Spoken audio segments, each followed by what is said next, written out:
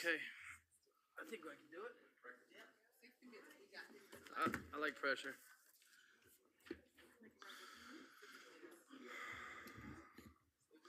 Okay, everybody, we're going to get started here. Wrap up your conversations. Have a seat if you'd like. You can stand in the back. Okay, welcome to the City of Dania Beach, our regular City Commission meeting. It's Tuesday, January 9th, 2024, just after 7 p.m. Call to order here. And can I have a roll call, please, clerk? Mayor Ryan, Here. Vice Mayor Llewellyn, Here. Commissioner Davis, Here. Commissioner James, Here. Commissioner Salvino, Here. City Attorney Bootsas, here, City Manager Garcia, Here. Mayor Yavkorn. Thank you, clerk.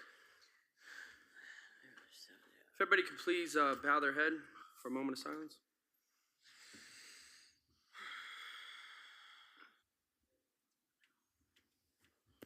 Please stand for the national anthem.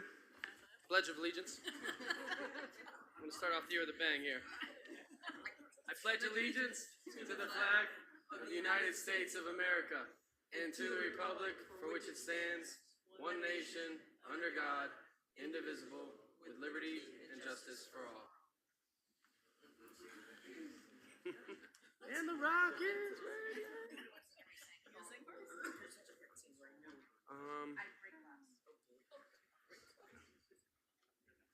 One second. Come on.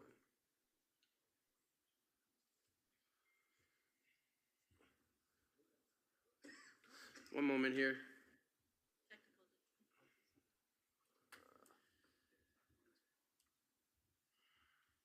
It was working. Yeah, all right. Let's see if I can load it. We'll still move forward. Okay, we have no presentations and special event approval, so we'll move on to item 4.1. This is a request for proclamation approval for MLK Junior Day, January 15th, for a presentation on January 13th, and this is sponsored by Commissioner James.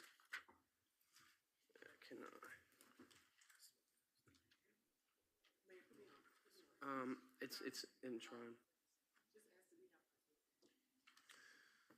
Yeah, do I have consensus for the approval of the MLK? Okay.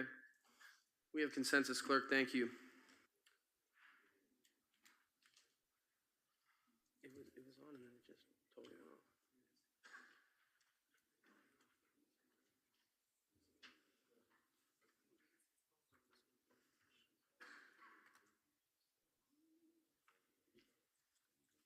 All right, perfect. All right, still moving right along. We're going to go to item 5.1 with our administrative reports, and this is from Madam Manager Ana Garcia. Thank you. Good evening, Mayor, Vice Mayor, Commission, residents of the city and city team that are here with us. We have some really exciting news. I know that we have commenced the new year, and this is our 120th year, Broward's first city, and we're extremely proud of all the great things that are happening in our city. We wanted to let you know that we had the bid opening for the Nyberg Swanson House on January the 8th. The restoration of this beautiful historic structure in our city is going to take approximately 6 months.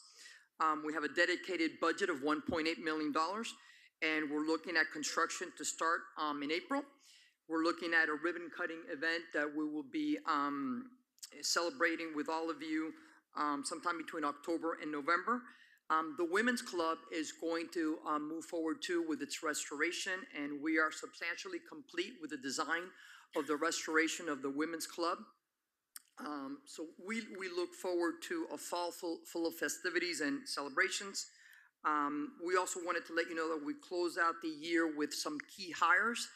As you know, our Director of Parks and Recreation retired, and we promoted our Deputy Director, Cassie Warren, who's doing a fantastic job and continuing to take our Parks and Recreation to new heights.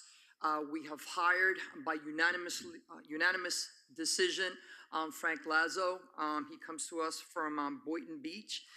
For the first time in the history of our city, we have three, not one, not two, but three credentialed Parks and Recreation professionals in our city. So You can't count me, but I was at one point, but yes. So we're very excited because we're raising the bar on what we do, how we do it, and the team members that are here moving our city forward. Mr. Willie, which is one of our dear employees, was promoted to the cemetery foreman. For the first time now, we have a dedicated individual, and now we're going to be hiring, we have another person that's helping him. So basically, Mr. Willie is going to be working with a team of 2 other individuals because our cemeteries is something that we are going to continue to enhance. So we're very excited about that. The Finance Department and Customer Service expansion, as well as the Atrium Chambers renovation, will commence this summer. Our goal is to ensure that the customer service experience is excellent to all those that come that are doing business here with us every day. And as we expand as a city and grow, we need to be able to have that office space. So we're looking forward to the commencement of that construction this summer. I wanted to let you know that our Veterans Park is well underway. In 2023, we completed the demolition of the existing parking lot. We were able to level it. We've been able to sod it. So we've moved the parking to the parking garage where parking really belongs. And we're going to be moving forward with continuing to enhance our parks and augmenting the opportunities for green space here in our city. We wanted to let you know that we have completed the first draft of 7 acres of parkland at Olson Middle School. We worked very hard to be able to get the demolition. It took decades to finally demolish that old structure at Olson Middle School. And we're going to be moving forward. We are partnering with the school. And we are going to be bringing forward at the next meeting our draft of that Olson Park. Cassie is extremely excited about it. And it's going to continue to enhance and augment the opportunities for recreation for everyone that lives here in our great city. The Dania After Dark team has planned a truly exciting art and music extravaganza. As you know, the city is now running Dania After Dark, and it's been fantastic. We are going to start the art season this Saturday here in Dania Beach. So before Beaux Arts at the University of Miami, before Las Olas, we're going to kick it off here. We're going to have a great band, Wannabe. And it's 80s music. We're going to have food trucks. So come out this weekend. You will not be disappointed. It's going to be truly, truly fantastic. We have developed a good relationship with Broward County, from the county manager to Dr. Jennifer Jurado, who leads the resiliency department. And our deputy city manager, Candido, and her team met out in the pier. The great news is that the investment of over $1 million from the pier fund in our pier. We have a very resilient pier. Unfortunately, in regards to the small bathroom that we have there adjacent to the beach, we're going to have to find a new home. So already we're working with our deputy city manager and our public services to be able to relocate the bathroom. With what you've seen with the storms in April, in November, in December, it's just not the place where we can have the bathroom, but we will find the right location. We're moving forward with Lucky Fish. So in addition to the quarter deck, pretty soon in this year, we're going to be able to celebrate Lucky Fish and a new restaurant for our city and another opportunity for you to dine oceanfront here in our great city. We will be leaving for Tallahassee. The mayor, the vice mayor, and Commissioner Davis, we will be leaving to Tallahassee this Monday, and we have all days full of meetings with the state legislature, senators, state reps, including the incoming Speaker of the House. We've been very fortunate to continue to grow our relationships and bring money from the state pie back to Dania Beach. So we are going to be your advocates again. I'm super excited. This will be my 26th legislative session up there, and just couldn't be prouder to represent this great city and this great team. Dania Point has a new general manager, and we've had a great relationship and partnership with them. And she's going to be coming to our next meeting, January 23rd, so you'll get the opportunity to meet the new general manager of Dania Point. We're going to continue to partner with them on lots of events and really special programs for our community. Mayor Ryan, Vice Mayor Llewellyn, and Commissioner Davis, as I said, we will be bringing a platform that focuses on the strategic plan that this entire commission has approved. And we're going to be tapping into monies for storm drainage and parks, and just continue to take our city to new heights and continue to focus on the needs of our residents. And with that, this concludes my report. Thank you, Manager. Commissioner Davis, do you have a comment? Yeah. Thank you, Mayor. Thank you, City Manager.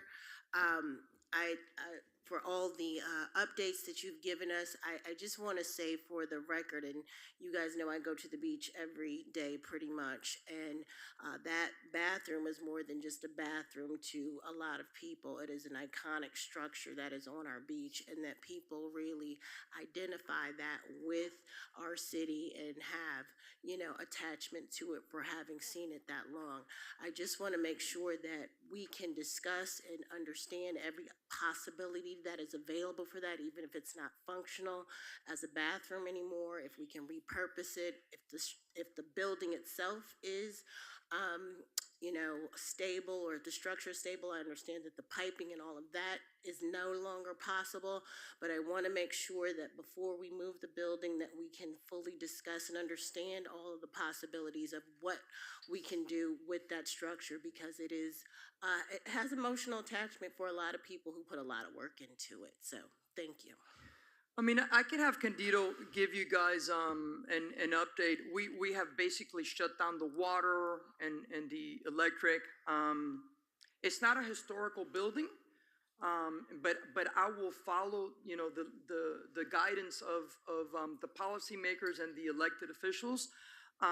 If we can relocate the bathroom versus demolition and a new build. It all depends on what the cost estimate is, and moving a structure like that versus building new construction. So we could certainly give you the pros and cons of moving the bathroom versus building a new and better facility for our community. Okay. And I just want to make sure that we explore the option of being able to, if we're not using it as a bathroom anymore, is it possible to use the building as something else, as a museum, as a souvenir store, as something else that we can use on the beach? So I don't know what that's, what it is, but I'm just asking to make sure that we explore all of the options of what we can do. Commissioner, as you know, we always think outside the box.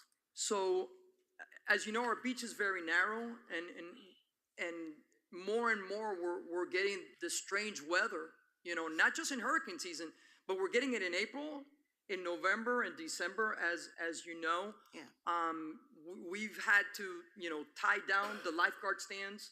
A couple of months ago, one of the lifeguard stands from our neighboring city was floating in the ocean.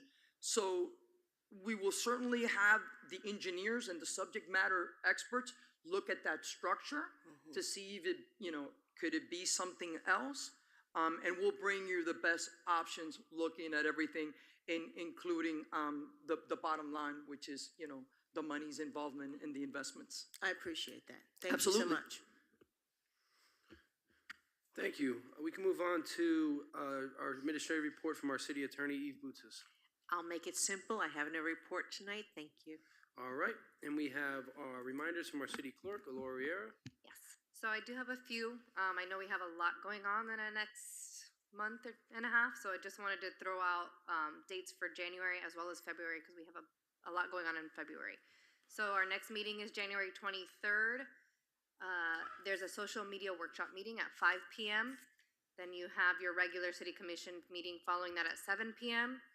Then in February, you have on the 5th, you have your CRA and commission workshop on the patch at 4 p.m. You have February 13th CRA meeting, as well as your regular commission meeting at 5:30 and 7 p.m. And then on the 27th of February, you have your commission workshop on Form 6 at 6 p.m. all of those dates should be in your calendars. If not, just let myself or Maxine know and we can just confirm. But that's it for me. Thank you, Mayor. Okay, thank you very much, Clerk. All right, now on to everyone's favorite part of the meeting, our public safety reports. And we'll start with our police chief, our Captain Jason Torella.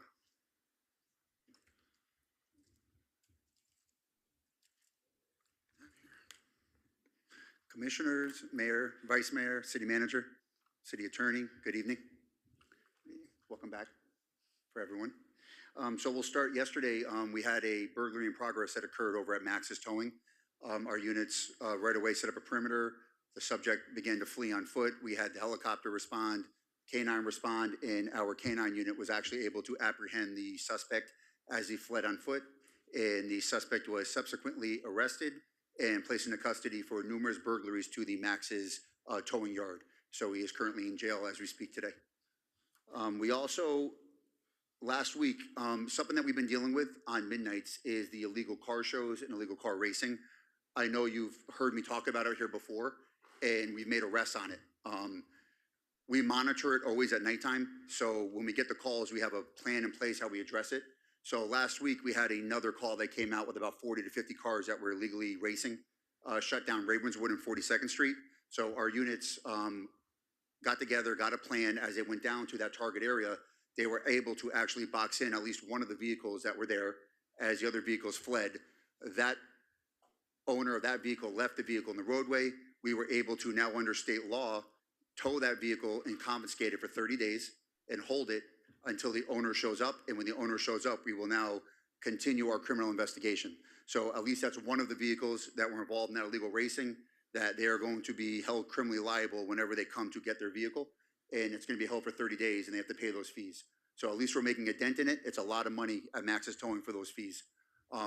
We're doing everything we can to curtail it. We just made an arrest a couple weeks ago when they were doing the illegal racing at Federal in Sheridan. So we're being very proactive with our approach to doing what we can to shut down the illegal racing at nighttime, which I know is a concern for our citizens. Earlier in the week, we also had a shooting, a domestic-related shooting. Unfortunately, it was a domestic incident, and the female in this incident actually came out of her house and ended up shooting at her other party. Luckily, she missed, but the entire incident was actually captured on surveillance video.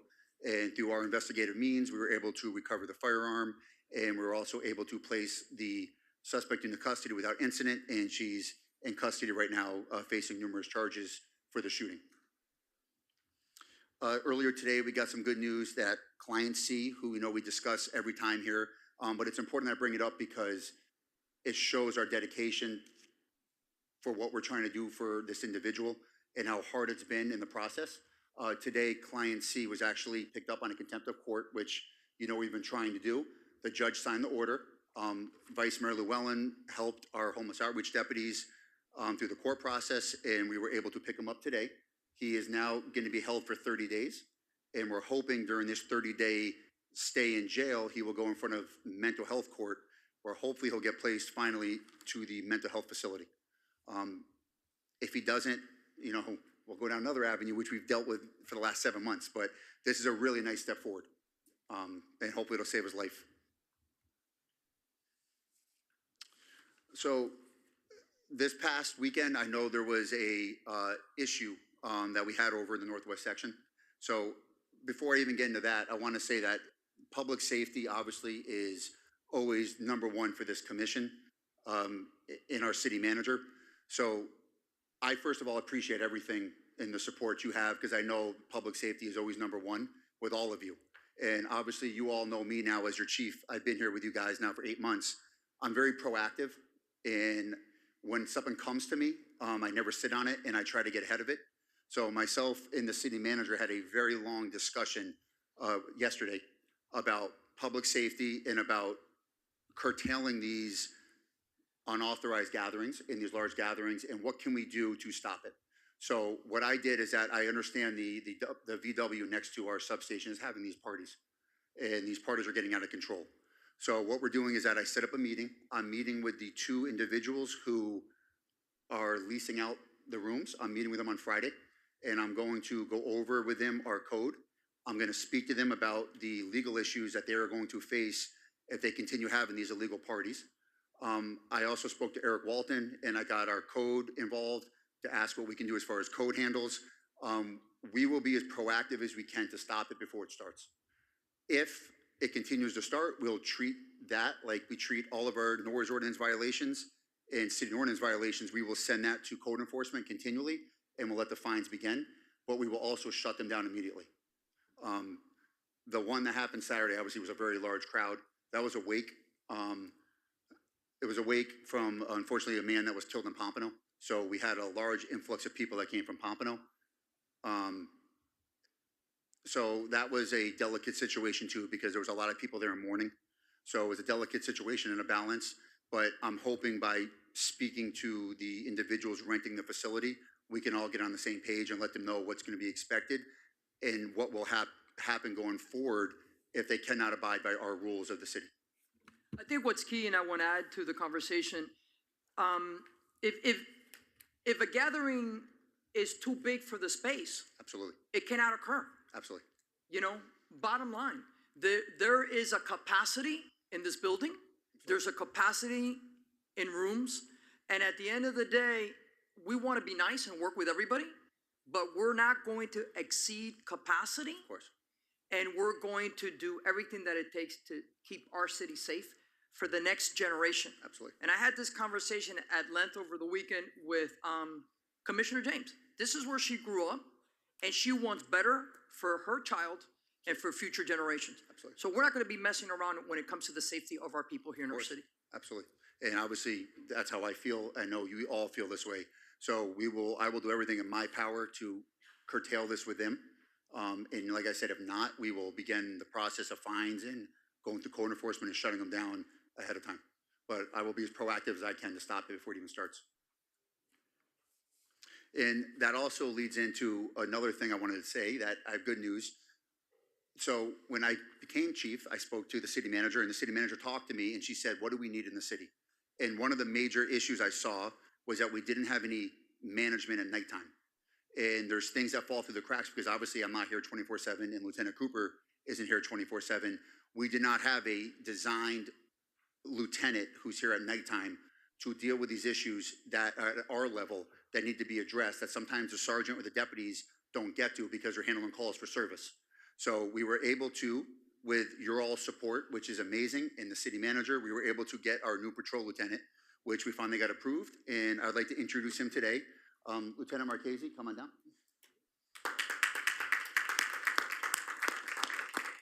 So by having Lieutenant Marchese here now, he is now our designated afternoon and midnight lieutenant. So we will now have management here at midnight to address these concerns that need to be addressed. We will have management here to make sure that these issues are being taken care of. And it's something that the city of Dania has never had. We have never had a midnight lieutenant at the management level. And I think it's something that you guys will see, that a lot of the issues that have happened at nighttime that unfortunately I can't help because I'm not here, he's now here to take on that burden when we're not here. Yes. So I'd like to read a little bit of bio of him, and then I'll let him introduce himself to this commission. Lieutenant Marchese has been with the Broward Sheriff's Office for 20 years. He started his career in the city of Pompano Beach as road patrol. He was also a member of the Sheriff's Dive Rescue Team until his transfer to the Aviation Unit, where he's been a pilot in our helicopter unit since. He was promoted to sergeant, where he oversaw the helicopter unit and law enforcement aviation operations. He is now recently promoted to lieutenant, where he's now coming to us as our patrol lieutenant. So he brings a whole different scope of law enforcement experience that none of us have, because he's actually one of our helicopter pilots. So he brings a whole different level of knowledge and experience and what he has dealt with at that level. And I will let him explain a little bit. Good evening.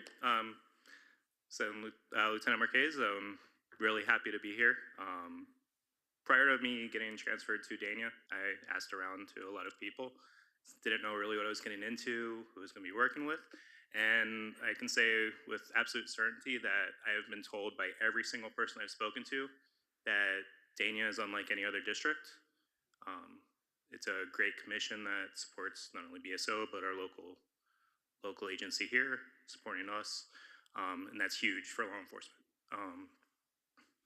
So I'll be here, help you guys out, again, at night shift, whatever you guys need, we'll make it happen.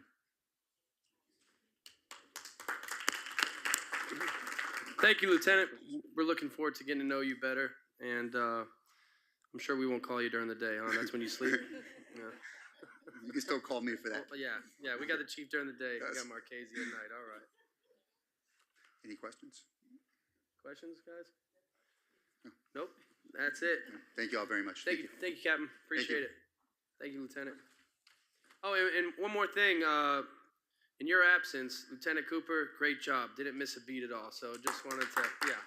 Lieutenant Cooper is amazing, and I will not speak out of term, but I know at some point she's going to get a chief's job somewhere, and I am very blessed to have her as long as I do, because she is part of this amazing team that we built here, and me and her are unified on everything we do, and I'm truly blessed to have her here, and you all see the connection that we have, and she's phenomenal. So, Shalonda, thank you for everything. Thank you. Thank you.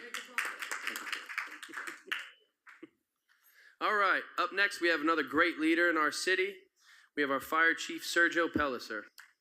Come on up, Chief.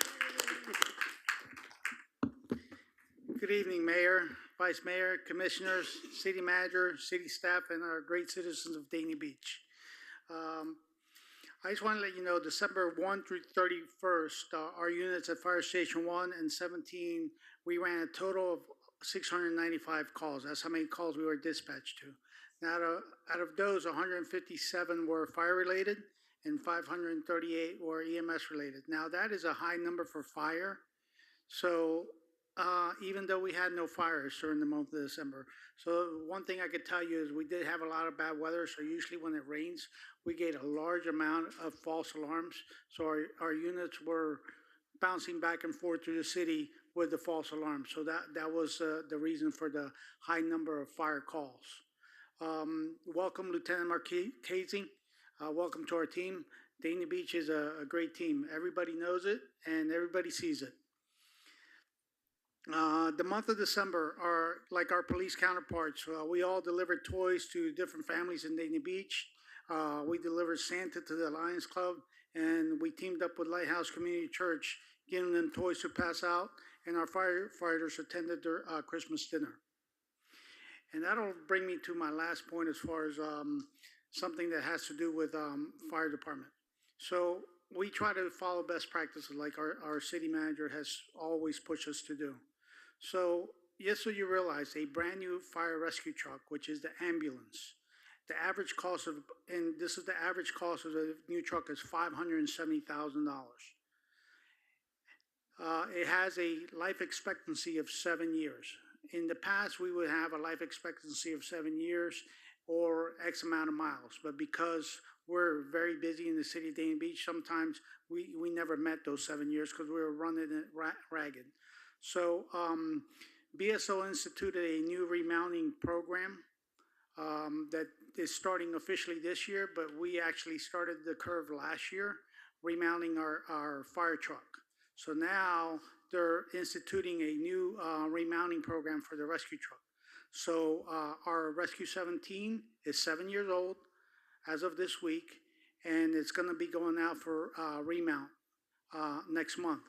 So the cost of a remount is $320,000. So that saves us a lot of money by remounting the truck. It adds another 7 years of life to the rescue truck. And now the box on the rescue truck can last up to 20 years if we keep remounting it every 7 years. So basically the chassis is brand new. They take the body off. They refurbish everything in the body, everything inside the truck. It just adds a lot of value and saves the city a lot of money. That's something that we started last year. Dania Beach is one of the first ones to do it. And luckily, we'll be able to get this program moving and be the leaders in Broward County doing that. So that's all I have for tonight. And if you have any questions. Yes, Vice Mayor?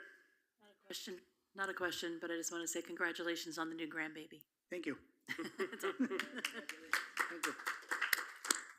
Thank you, Chief. Thank you for always being financially responsible on your end as a leader for the department. And we know you guys could always use new equipment. You could always use a couple more firefighters. So, thank you for working with what you have. And, it's been a pleasure to provide what we can as a city, to BSO Fire.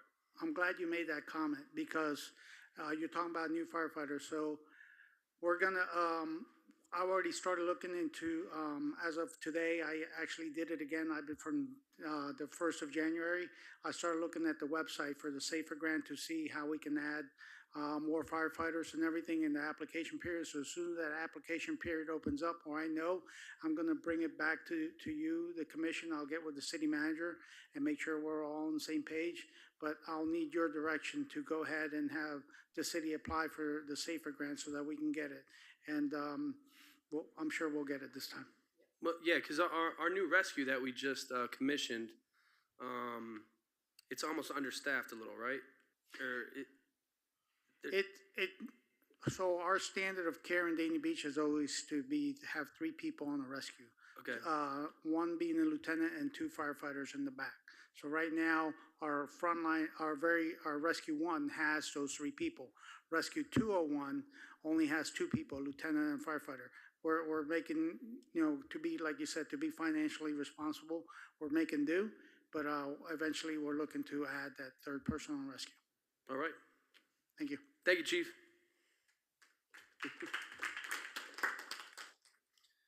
Okay, now we're going to citizens' comments. When you approach the stand, please state your name and address. We're going to start with Kristen Nelson. Miss Nelson, you out there? Oh, there you are. Okay.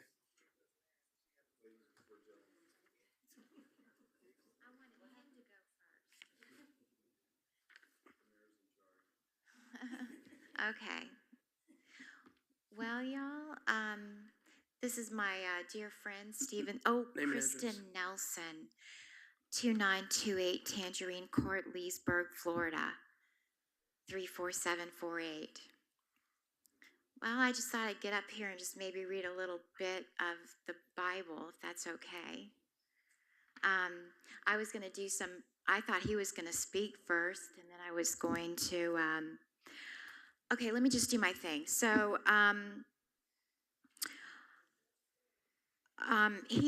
Steve is a pro-life speaker, and he asked me to join him tonight, and I was going to read some verses from the Bible about how, oh gosh, we have the 10 Commandments, okay? And God, we were created to know God and to glorify Him. That's why we were created. And we were meant to be obedient to God and obey the 10 Commandments. And one of the 10 Commandments is like, for instance, he didn't say, remember not to steal, remember not to murder, remember not to have theft, but he did say 4 times, remember the Sabbath, because it's the day of rest, okay? Because he knew we would forget it. But I kind of wanted to talk about the commandment. It says, thou shalt not murder. I know a lot of people believe that. Anyway, so that's what I wanted to say. And also, I want to say one more thing too here. We have some awesome police officers, in our whole country. And I just want to thank them right now for all that they do. They do so much, and they have so much responsibility out there. And I just want to say that Jesus loves you, and I just want to say to stay safe. And I wanted to read some scripture for them. It's in Luke 12, 4 through 5, real quick. I'm not used to speaking at city council meetings, you guys. Thank you for bearing with me. Luke 12, verse 4 and 5 says this. You have 20 seconds, ma'am. Okay, fear not, for But I say unto you, my friends, be not afraid of them that can kill the body, and after that have no more that they can do. These were Jesus' words. But I will forewarn you whom you shall fear. Fear him which after he hath killed hath the power to cast into hell. Yea, I say unto you, fear him. So don't be afraid of man. Just trust God and pray. Thank you, ma'am. All right, now we could have Stephen. I didn't know there was an order, but we'll bring up Stephen Sidlowski. Please state your name and address, sir.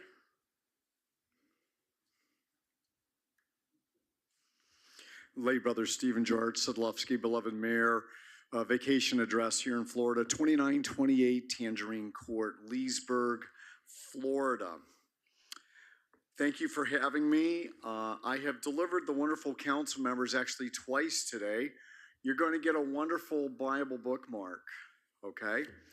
And you have that in front of you. On that, if you'll see life peace zones on the front. On the back, you're going to get my information. I consider myself a citizen for life and peace, a veteran. In fact, I transitioned from Ohio to Florida where I did basic training way back then in Orlando. For those of us who remember the Orlando Naval Training Center, where I was a songbird. Isn't that nice? I had the pleasure of being a songbird as I learned to do the push-ups and sit-ups and all that wonderful stuff. So my information is there. If you want to learn about my pro-life efforts in the United States, you've got my phone number and you've got my email now. I would encourage you to actually make efforts to contact me. The reason I'm speaking at your wonderful, and I hope I'm saying it right, Dania Beach. Dania. See, I was close. Dania. Okay, see, well, I'll just say the beach, the D beach, until I get it right, okay? I'm looking for the first cities in the country that will move in the new direction of becoming personhood cities. I consider myself a scholar in these new directions. I did my MBA at Xavier University in Cincinnati, Ohio, the Queen City. I did my undergrad at Purdue University in West Lafayette, Indiana, and thank God, look at Michigan won the national championship. So go Big Ten. I know I'm in SEC country and a lot of other country.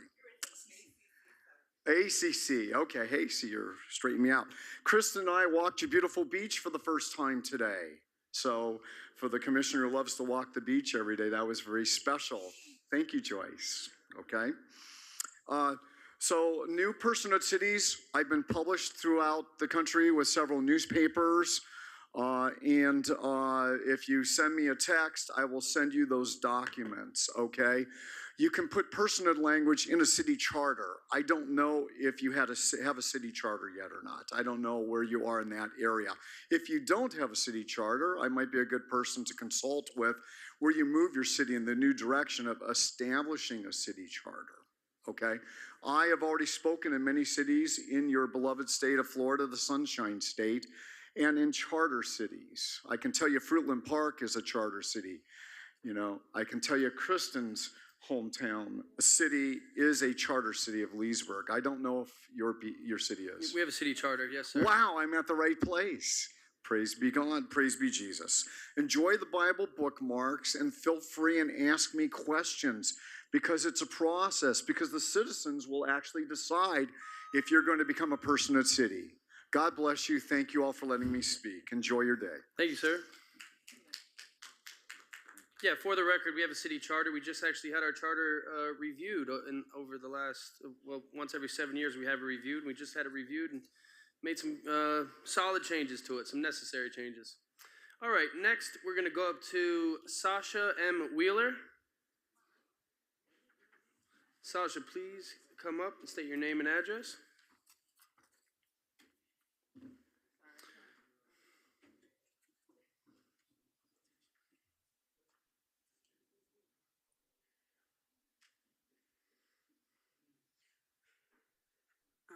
My name is Sasha Wheeler. My address is 121 Northwest 33rd Terrace, Fort Lauderdale, Florida.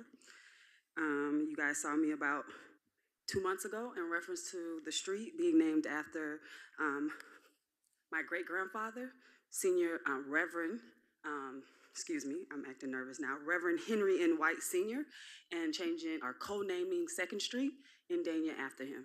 And I thought we were going to be speaking later, but okay. Good evening, esteemed officials and members of Dania Beach community. It is my pleasure to see you again, and on behalf of the descendants of Reverend Henry N. White Sr., we'd like to say thank you for any contributions that you guys consider to make in reference to helping us in this process of getting a street named after him. That was it. Okay, thank you. Okay, thank you very much. All right, next we'll have Joanna Granette, Historical Society President. Please come up, state your name and address. Joanna Granette, President of the Dania Beach Historical Society and Museum, 450 Southeast 7th Street.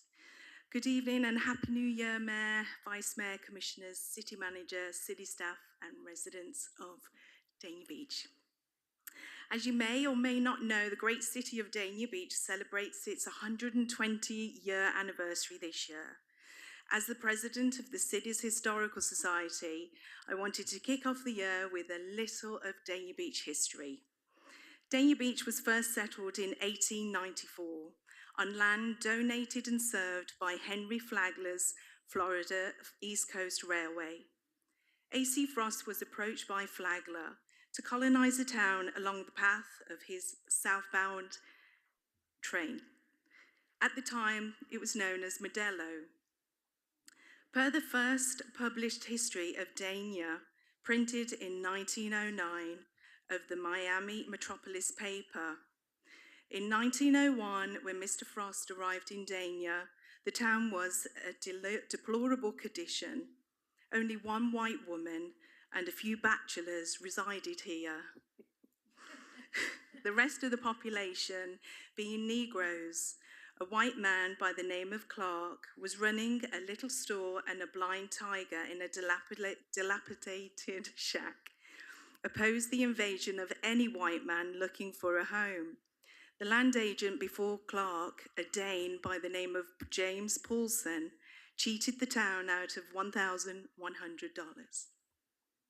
When A.C. Frost and some other 50 Danish Americans settled here, the name was changed to Dania, and the city, still a part of Dade County, was incorporated in 1904. When Broward County was established in 1915, Dania became the oldest city in the county. The early settlers of Dania were farmers, and their chief crop was tomatoes. In 1927, the first Tomato Festival was held, and a city-wide event was celebrated. After World War II, farming in Dania declined, to be replaced by notably antique shops. And through the second half of the 20th century, Dania became the antique centre of the South. Dania Beach is also known as Daney to some of its black residents. As you now know, Dania is the oldest city in Broward County, 120 years this year to be exact. However, we have the newest historical society. Our new temporary space at Gasper Arts on Federal will allow us to sort through the collections of Dania Beach's history, and I'll finish up with our mission statement. Our mission is to encourage the community's involvement by providing educational events through archival research and by preserving the robust history of the oldest city in Broward County. On behalf of the Dania Beach Historical Society Board, we look forward to sharing our findings with you all, especially 2024. The city is 120. Let's make it a year that will go down in history for Dania Beach. Thank you. Thank you, Ms. Granette. 120 years. Oh, all right. Thank you for that. Next up, we have Deanna Tomsky. Deanna, please come up, state your name and address. Good evening, everybody. My name is Deanna Tomsky, and I'm a resident of Danians Association that is located right next to Dania Casino, east of it. So there are 5 buildings, and 2 buildings are buildings 55 plus. Next to us, 2 years ago, the new complex has been built. It's called Atlantica. It counts 6 buildings and it's located on the former tomato field. So, and as soon as they started building, we started getting flooded. So the major flood, our building our buildings were built at 1968, so 55 years ago. We never filed flood insurance. So this new development, 6 buildings, that is located above Aqua 4, above the lake. And we have video and photo evidences when they started to dig the land. There was a lake underneath, a lot of water. And now, when they raised their base about 3 or 4 feet above us, and we have videos and photos, all this water comes to us. After each rain, we get flooded. Our parking lots and the first floor condos. We collected more than 100 signatures of the residents of our association, and this is about 500 people, 5 buildings. So, and we would like to bring it to your attention. And before you issue certificate of completion to this new development, please settle with us or appoint somebody that would investigate what is beneath there of this land and kind of find the solution for us, please, because we suffer. And if after each rain we gonna have flood, all the condos flooded on the first floor, and this we are talking about 55 plus people who are disabled and sick, it's not good. So let me give you this. Yeah, please give it to the clerk. The clerk. And we have 8 people who attended, who came here for the meeting from our association.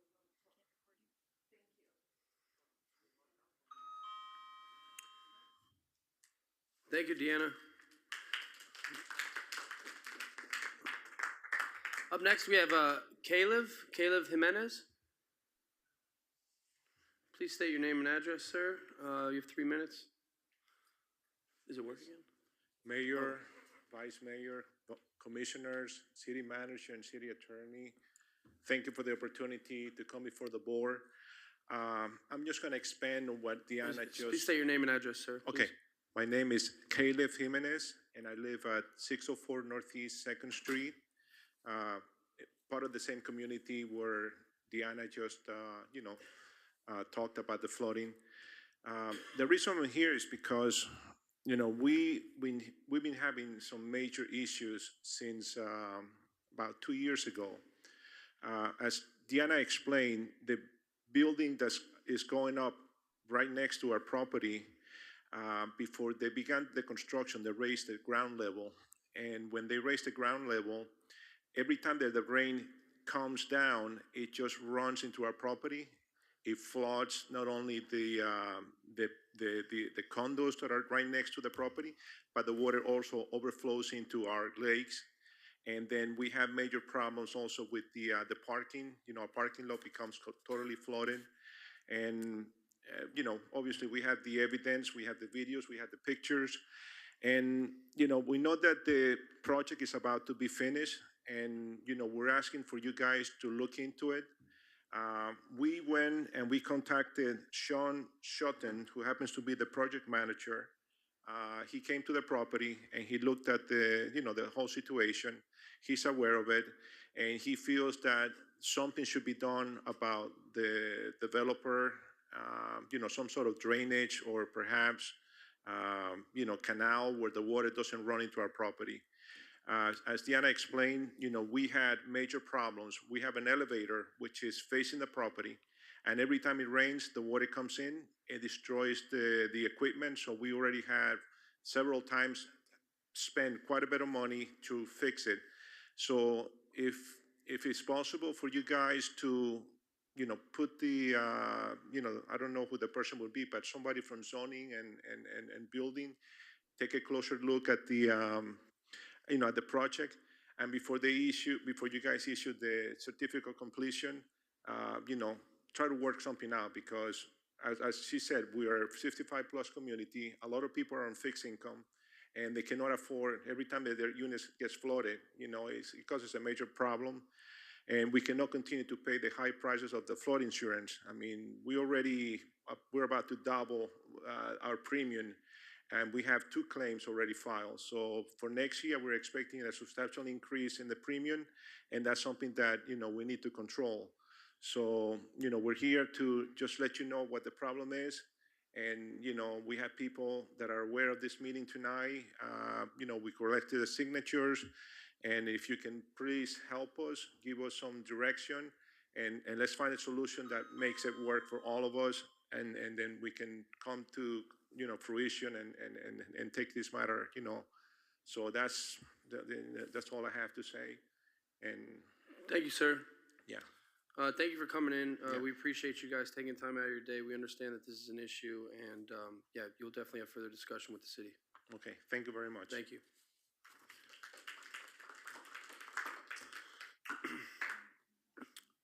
Okay, Vice Mayor, but I think we can still do. Do I have any for the consent agenda? Item 8. Anybody wish to pull anything from the consent agenda? Any commissioners? Commissioner James. I'd like to make a motion to approve the consent agenda. All right, I have a motion. I have a second from Commissioner Salvino. All in favor? Aye. All right. Oh, like this. He just beat you. Just beat you. Okay, the consent agenda has passed. Now on to item first reading ordinance. We have no bids for proposals. We have no quasi-judicial public hearings. So we're going to move into item 11.1, first reading ordinances. Eve, please.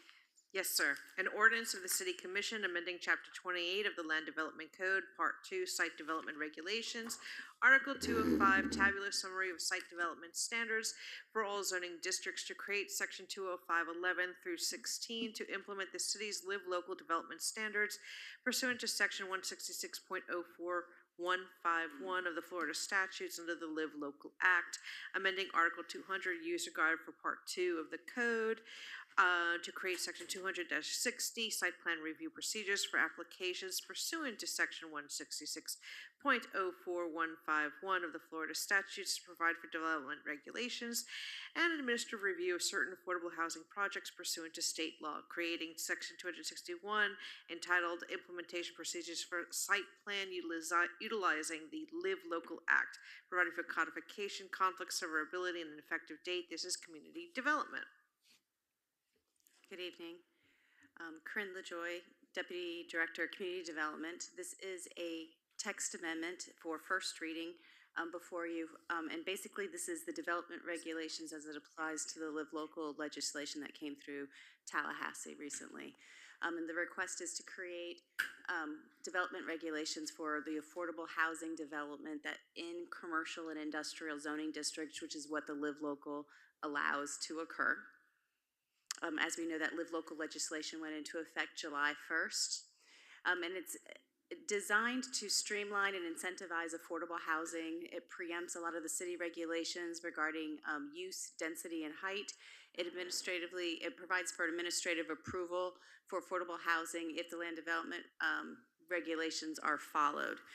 Because we really don't have design or zoning regulations for residential projects in commercial and industrial. That's why we're here today, to adopt these rules, to establish ground rules for that type of development to occur. The text amendment before you identifies the applicable zoning districts. This isn't something that can happen in all of our zoning districts. It's specific zoning districts, which is identified in the amendment before you. The amendment also identifies the applicable zoning districts. In addition to that, it identifies setback requirements for any new residential buildings, minimum design standards that are minimum requirements in other areas of the code. So now we're making sure that if this type of development comes before us, we have minimum design standards established. It also identifies application fees and the review process for such applications should they come forward. On October 24th of 2023, the commission did establish a zoning in progress, which allowed staff time to establish these regulations. So between October and today, before we were able to actually adopt the regulations, should we have gotten one of these types of applications before us, we could have made them follow these rules even before they were established by the city commission, but we haven't had that occur. The Planning and Zoning Board did hear this item December 20th of 2023. They recommended approval to the City Commission, and Community Development recommends, as well as that the City Commission adopt this ordinance on first reading. And because it is an ordinance, it will require a second reading. And I'm available if you have any questions. Okay, Commissioner James, start with you. Yes. So we can't deny this, and not the design standards and not the setbacks. You know what I'm talking about, what we're preempted to. I just want the public to kind of understand the state law, because I would want to deny it, but we can't deny this. Is this correct? That is correct. Okay.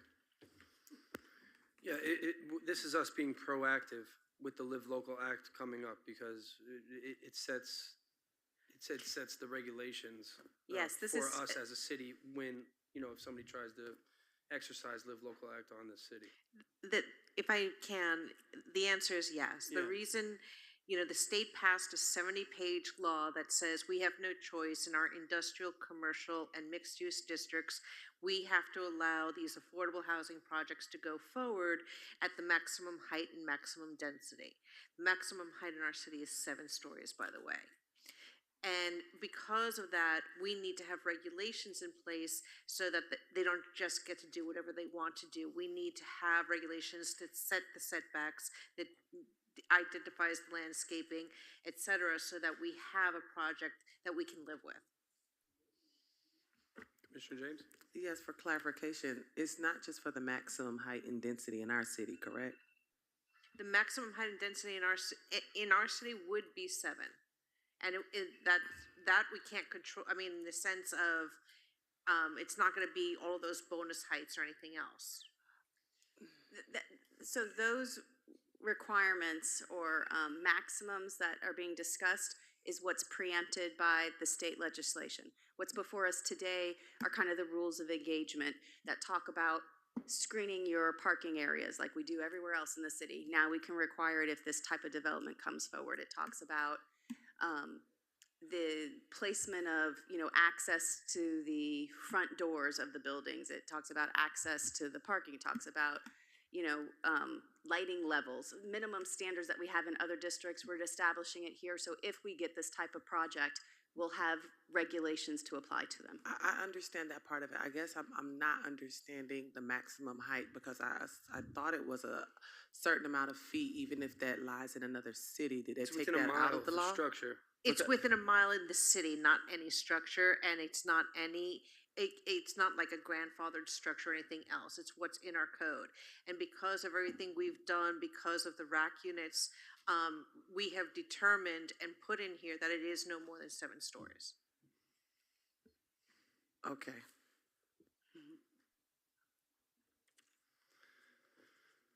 This is a public hearing. Does anybody wish to speak on this item? Please step forward. Yes, ma'am. Please state your name and address.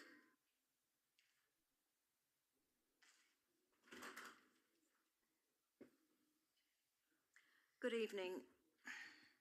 My name is Diana Cullender. I'm a resident of Ravenswood Estates Mobile Home Community. I've been there for a number of years. I also have one of my neighbors here with me. We are very concerned that there is a development. Could you state your address? I'm sorry. Oh, I'm sorry, 3023 Southwest 52nd Street, Dania Beach.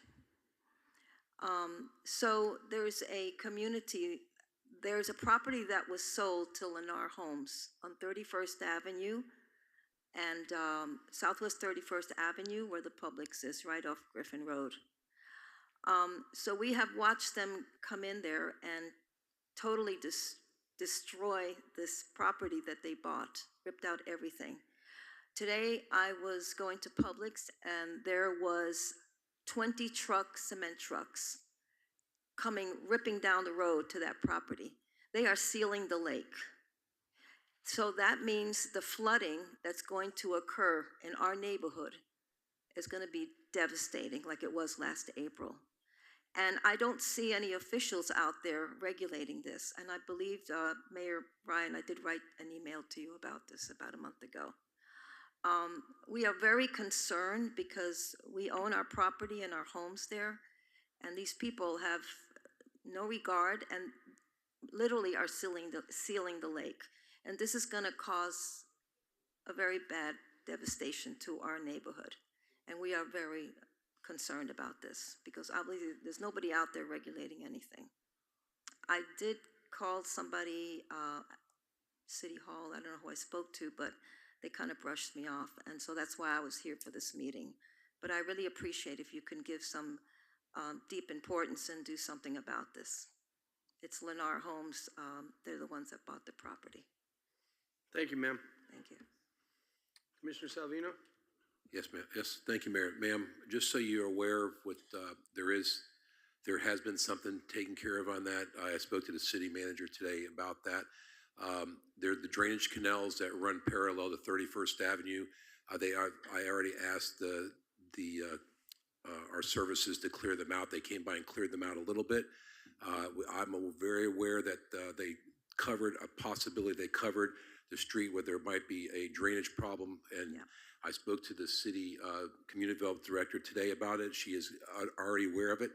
They are going to send somebody out there to look it out. If it's not correct, they will get it corrected because that flow starts from the estates of Fort Lauderdale, goes down underneath the road, goes down the canal, and I can tell you that I will make you a promise that we will clear those canals and we will have that drainage as best as we can from the lakes, estates of Fort Lauderdale to that canal underneath Griffin Road back into the canal. I'm already aware of it. I've been on top of it with both the city manager and our community development director. So it is in the works. Okay, thank you. And I was not in favor of that project. I did not like them closing in that lake and destroying the wildlife. So I'm pretty adamant about making sure that gets done right. They have destroyed it. It really has destroyed it. It's not. I'm not happy with it.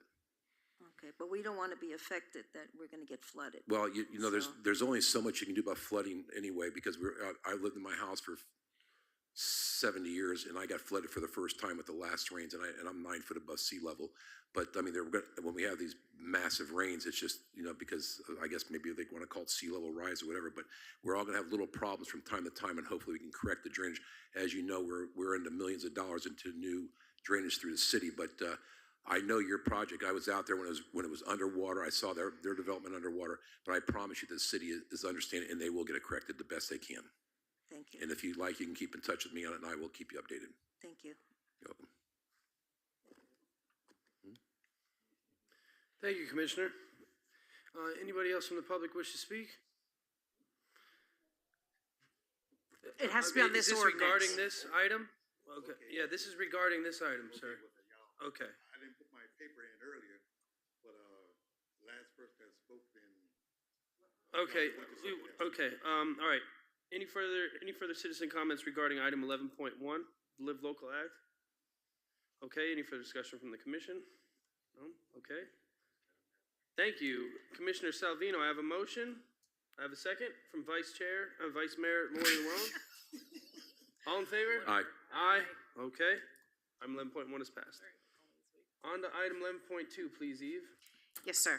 An ordinance of the City Commission specifically amending a portion of the City of Dania Beach future land use map as a small-scale amendment, changing the designation on the property located on Ravenswood Road and Southwest 22nd Avenue, and the future land use designation from Broward County to the city industrial category, and changing the future land use designation from the City of Hollywood to recreation and open space category for the property that's along the water. Approximately .204 acres, providing for conflict, severability, and effective date. This is an item that staff has asked to be continued to the February 27th, 2024 meeting. We had an issue that we need to resolve. So, can we have a motion? I'll make a motion to continue it to the, what was it? Meeting? February 27th. February 27th meeting. It's a public hearing. You wanna do that? This is a public hearing. Does anybody wish to speak on this item? Yeah. Seeing none? All right, I have a Second. motion from Vice Mayor Llewellyn, Second. second from Commissioner James. All in favor? Aye. All right. Item's going to be continued to the next meeting. The February meeting.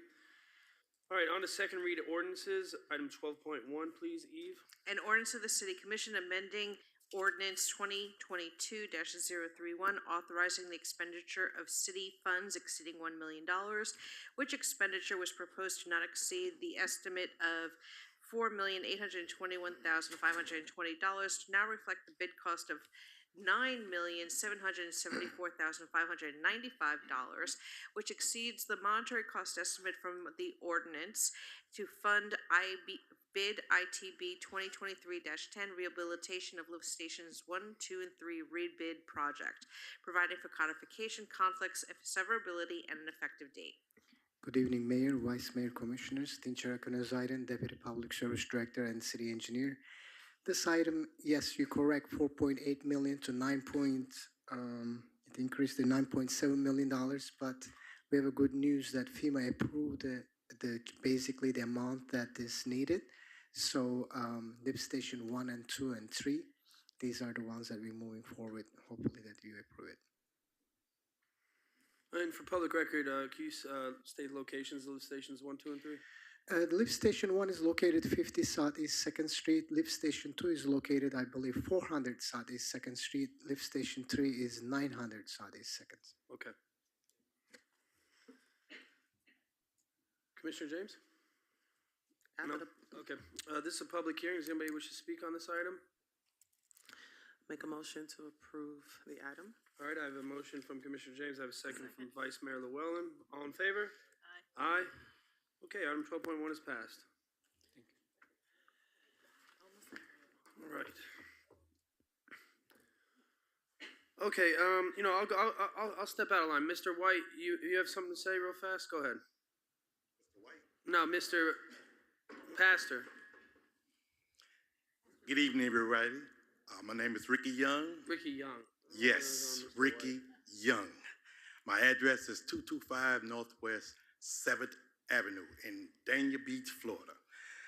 I was up under the impression that church and state is separate. I'm not trying to start now, but church and state is separate. And how did they come up here and say about pro-life? If you're going to go pro-life, go all the way. Well, it's a public hearing, sir, so... I know it's a public hearing, but I'm for the, put a little straight on that. They got a coin. Jesus said, whose image on it? Caesar's. He said, render unto Caesar what belongs to Caesar, that's state, and render unto the Lord what belongs to the Lord. That's religion. So, you can't force them because you got some folks here might be Hindus, might be Islam, or whatever. Yes, sir. That's all I wanted to say. That's it. That's all I wanted to say. I just want to make a little thank correction. you, Mr. Young. Church and state is separate. Thank you. Yep. We're definitely open to people of all backgrounds, religions, faiths. We accept you all. But when someone signs up for a public hearing and they want to speak, I'm gonna give them their 3 minutes, unless they're being redundant or they're being out of order. Okay, now we can move on to discussion and possible action. So item 13.1 is approval of a call to artists to establish an artist roster of pre-qualified artists. And this is a community development item. Take your time, take your time. Please don't fall.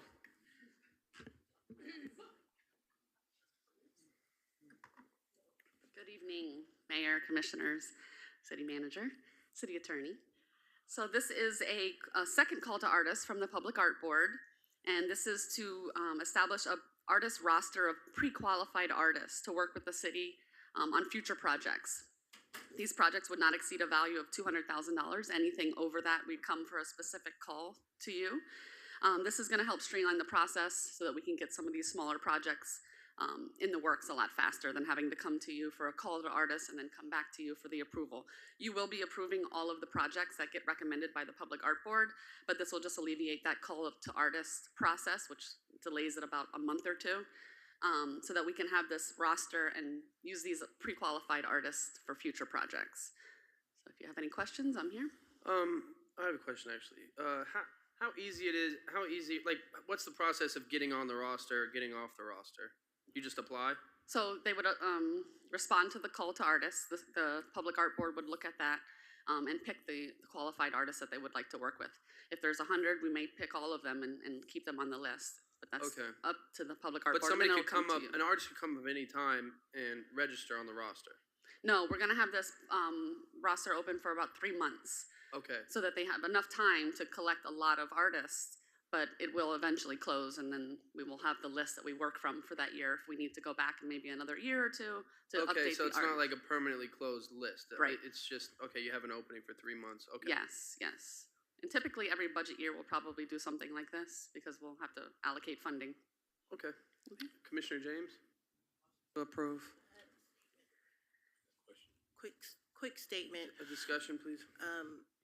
Yes, I just wanted to thank you and kind of let people have a little background about how this came about. People would know that certain members were on the art board and come to myself, come to members of the art board, and come to the city manager with certain projects. And so I just want to thank you for being able to implement, something that's going to really be able to have us to have a high level quality of local artists, international artists, so that they can submit projects and go throughout the city and submit something that we can all come back and be proud of. But I really wanted to thank you for your work in putting and implementing the program as you have. So thank you so much. Thank you. Commissioner That Salvino? come out of the building fund? No, we have a public art fund, which we do collect as part of the building permits, but is not in the building fund. Not this time. I'm messing with you. I know. All right, I have a motion on the floor from Commissioner James for approval. Do I have a second? Okay, second from Vice Mayor Llewellyn. All in favor? Aye. Okay. Thank you. And I look forward to bringing back the first call to artists that we have for the mural on the parking garage. The submission is due next week, so we'll have those 5 to present to you with our recommendation. Yes, we're all excited for that. Yes. Thank you very much. All right, on to item 13.2. This is a street naming policy, and this is sponsored by Commissioner James. Thank you. I know we have a street naming policy, and we've heard from the residents. I took some time to kind of speak to staff to try to see how we can meet in the middle and make it more feasible and less expensive to honor someone who we deem worthy enough for the recognition that would be approved by us. And so I wanted to take out of the clause of the street naming policy that was placed there about the mailers. The mailers seem to be the most expensive portion of the street naming policy. And I asked the staff to go back to what it was prior, which was collecting the signatures. I don't know verbatim how many signatures that we did in the past. I'm not sure if Eleanor Corinne knows that, but I did want to ask for consensus to take out the portion of the mailers, because that seems to be the most expensive part of the process to have someone honored. It's a mailer within a mile, right? That's what the current policy is? Yes. Do we have any direction on how to do it, how we did it before? We didn't do mailers at all. We did signatures. That's what I said. I'm not sure how many signatures. It was maybe 500. I don't know. It was a lot of signatures, but there were no mailers involved in it prior. It is very costly, $5,000, $7,000. Like it can get costly with mailers. Go ahead, Eleanor. The petition was 50% of the abutting properties on that street. So at least 50% in favor of the petition had to sign. That's businesses and residents? Yes, that are affected by on the abutting street. Okay. Just something to think about. You could be consistent with what we do for naming of our facilities and what we do for public hearing items, which would be the same, zoning distance. What is it, 1,500 feet? It was 300. It went up to 1,000. 1,000 Yeah. feet. I mean, you may want to think about that just as an option. I like the 50% approval from. An option The for street. what? For mailers? Yeah, instead No, of I doing don't want 1 ma- mile. I don't want mailers at all. That's a discussion I'm asking for the board. I don't want mailers at all because that becomes expensive. I want to go back to what Eleanor just said, the 50% of the abutting properties for signatures. The abutting properties for signatures. I've already spoken to the city manager, already spoken to staff about it. They don't have an issue with it, so I'm asking for the consensus of the board. You know, the only You're fine? future Okay. issues I could see with it, Mm-hmm. you know, this is what we're supposed to do, have a little foresight, is some people own more than 50% of some streets. Well, we won't do it Yeah, over I there just- with you because we yeah, don't I own that just- much that your I family just owns. want to, no, I wish. Who comes that to own a lot us? of land could just try and go ahead and name all the streets after. But it still comes back to us. We still vet it. We still approve it. So at the end of the day, that part doesn't really matter. We are the policy makers, and Yeah. we are going to come up. I mean, It should be a bit of a challenge, you know what I mean, to get a street named after someone. It Mhm. shouldn't just be you submit a piece of paper and you get a street named Correct. after yourself. So yeah, there definitely needs to be some personal legwork that you show Mhm. you put in the commitment before you just expect the commissioner or the city to do everything. So, you know, I'm okay with it. That's how it was, the policy before, and it's not the easiest thing, I guess, to get the approval from 50% of the street, the abutting street. So. Yeah, I say we could go back to that policy. A mailer within a mile doesn't seem to make any sense. so yes, No from the offense to mayor. anybody who set that up Yes, before. from. Okay, we have 3. Thank you. We have consensus. At least 3, I should say. Next. Okay, next we're gonna go to item 13.3, park designation, and this is sponsored by Commissioner Joyce Davis. Thank you, Mayor. This kind of piggybacks off of the art roster. What we're doing is kind of looking at different ways to make sure that we have additional funding opportunities for our parks and for to be able to bring public art and get funding for that. I spoke with the city manager and we started to talk about all the things that we were doing with the public art and how we have the weather vane, we have Tow Tour, we have this big wall coming, and just try to look at how can we maximize our art project and our art program, and looking at making that an official designated Dania Beach Arts Park, because there's several advantages to being able to have that park designation as an official designated park. There's cultural enrichment opportunities. There are a lot of grant opportunities. There's a lot of grant money for public art parks that are available. You know, we have an amazing grant writer on our team. And so what I'm looking for is seeking support and consensus to take the area here, right out here where we have, and I think there's a specific map that we can show you to have that, to have our Arts and Entertainment District become an official designated Dania Beach Arts Park. So I'm seeking support and consensus for that. Discussion? Commissioner Salino? I don't want nothing. No, I'm only kidding. I just like to get her fired up a little bit. You know, with, where's the designated spot for the Arts Park would go, where Commissioner Davis is stating, I think that along with what we're talking to the CRA with the First Avenue, it falls right into place with where this would end up from coming down from Sterling Road down through the Southwest First Avenue. So I think that when the people do, when we do get something like this going and that happens, I think the Arts Park would be right in the middle of it all, which would be, I think, ideal for the location. I can't think of anywhere else we could put an Arts Park, honestly. Thank you. That's where we put the art. Commissioner James? Yes, so we're gonna have 2 parks at City Hall? Like, I mean, are we still doing the Veterans Park? Yes. So we have Veterans Park, so we have 2 parks like right next to each other? And it's just the, Different types. okay, is anything else gonna be added to the green grass or, just those 2 art pieces? Well, that's, We can always augment the park spaces with benches. The goal here is to position the city with designating existing green spaces. So when I met with the mayor about his idea for the Veterans Park, we continued the dialogue in regards to other opportunities. It's a win-win because it's basically putting a sign where we already have arts. It's the heart of our arts and entertainment district. We have to tour, we have the weather vane. You all approve, what's going to happen in the wall. And anytime we get an opportunity to get other people's money versus my taxpayers, be it in Tallahassee or from the federal government, I think it's a win-win. Where would the signage go?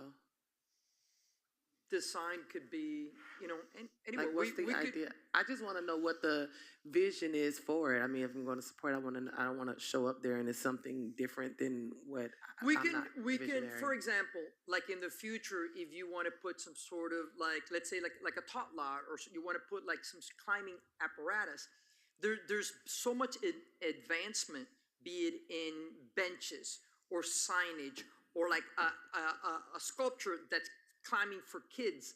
So it would just be a small sign, and it would just better position us to be able to generate. And we can bring it to you in regards to where the sign's going to be. No, I mean, my vote isn't dependent on a sign. I'm just asking for the vision of everything else. Is it going to be complete? Are we going to continue to add more things to the park? Is it going to be spaces for kids to play? Is it just a passive park? Is it just a green space? That's what those are my questions. Yeah, I mean, you don't ever want to overwhelm a space. Right now, we have two beautiful art pieces, and it's going to have a beautiful backdrop in that like open wall. But at the end of the day, it's the entertainment and what we're putting out there in Dania After Dark. This is ground zero for arts and entertainment, and we're growing as a city, and we want to be not just a destination for South Florida, but a global destination for arts, entertainment, history. We may be coming forward to you in the future about something that we may do in the historical part of our campus. So a small and tasteful sign, because I would not bring anything to you that would not be of taste and would not look good, but it just opens up all our opportunities for our city and our identity, especially on the eve of our 120th anniversary. and there's a lot of opportunity to put temporary art, interactive art, so we can, anything that we want to put there, we could bring back to you, but that's the point, is to be able to have diversity and be able to have flexibility with what we put at the park. So, and for the record, I did want to know and let you all know that I talked to the art board about this, and, we looked at different options, and anything that we bring back that we think would enhance the park or the signage or anything, will always come back to you. But the public art board was 100% on board with it, and so that is the recommendation. We would appreciate your support for that. Thank you. Yeah, we utilize that area for Dania After Dark. So Yeah.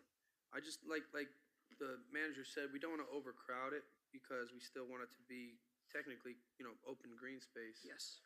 For our city events that we do, monthly now. Yes. So yeah, as long as we get some sort of a plan, you know what I mean? It could almost stay how it is. We just Exactly. Yeah. Right. Well, it's definitely gonna come into this month. Yeah. All right. We can actually remove some, for example, when you go Yeah, you outside, can move the dog somewhere else if we needed to. or, yeah. or you can remove some of the black benches that are there, and they could be artsy benches, so that kind of thing. Yeah. Okay, do I have consensus from the commission?